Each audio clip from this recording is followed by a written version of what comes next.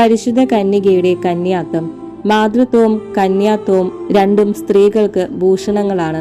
സ്വാഭാവിക തലത്തിൽ ഇവ രണ്ടും ഒരു വ്യക്തിയിൽ സമ്മേളിക്കുക അസാധ്യമാണ്. എന്നാൽ ദിവ്യജനനി ആ നിയമത്തിന് അപവാദമായിരിക്കുന്നു.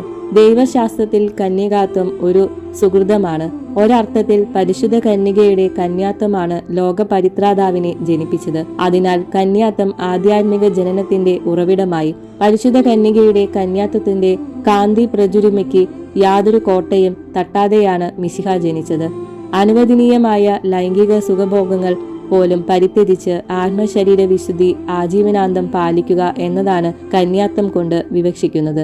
വിരക്തിക്ക് വിരോധമായ എല്ലാ വിചാരങ്ങളിലും ആഗ്രഹങ്ങളിലും നിന്ന് പ്രതിനിവർത്തിച്ച് സർവസംഘ പരിത്യാഗികളായി ജീവിക്കുന്നവർക്ക് മാനസികമായ കന്യാത്വമുണ്ട്. പരിശുദ്ധ കന്യക മിശിഹായെ ഗർഭം ധരിക്കുന്നതിനു മുമ്പും പരിശുദ്ധാത്മാവിനാൽ ഈശോയെ ഗർഭം ധരിച്ചതിനു ശേഷവും അവിടുത്തെ പ്രസവിച്ച ശേഷവും കന്യാത്വത്തിന് യാതൊരു ഭംഗവും സംഭവിച്ചില്ല എന്നുള്ളത് അപ്പസ്തോലിക കാലം മുതലുള്ള വിശ്വാസമായിരുന്നു.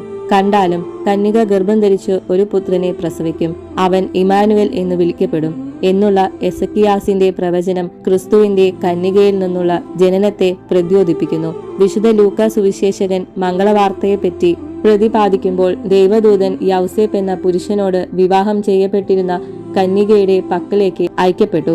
മേരി ദൂതനോട് പറഞ്ഞ വാക്കുകളും പ്രസക്തമാക്കുന്നുണ്ട്.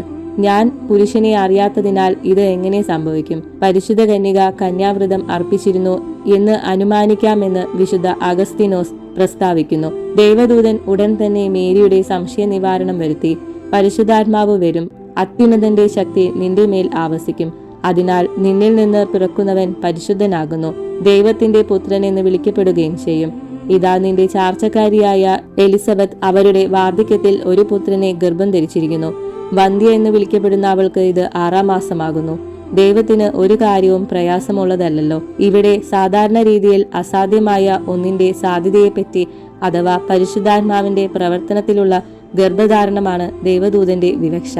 വിശുദ്ധ മത്തായിയുടെ സുവിശേഷം ഇത് വ്യക്തമാക്കുന്നു. ഈശോ മിശിഹായുടെ പിറവി ഇപ്രകാരമായിരുന്നു. അവന്റെ അമ്മയായ മറിയം യൗസേപ്പിനോട് വിവാഹം ചെയ്യപ്പെട്ടിരിക്കെ അവർ സംഗമിക്കുന്നതിന് മുമ്പ് പരിശുദ്ധാത്മാവിനാൽ ഗർഭിണിയായി കാണപ്പെട്ടു. ഇന്ന് ലൈംഗികാദി പ്രസരവാദവും ലൈംഗിക രാജകത്വവും ശക്തി പ്രാപിച്ചു വരുന്ന ഈ അവസരത്തിൽ പരിശുദ്ധ കന്യകയുടെ മാതൃക നമുക്ക് ആത്മശരീര വിശുദ്ധിയോട് കൂടി ജീവിക്കുവാൻ പ്രചോദനമരുളണം. ഓരോ ജീവിതാന്തസ്സിലുള്ളവരും അവരവരുടെ ജീവിതാന്തസ്സിനനുസരണമായ ശുദ്ധത പാലിക്കണം.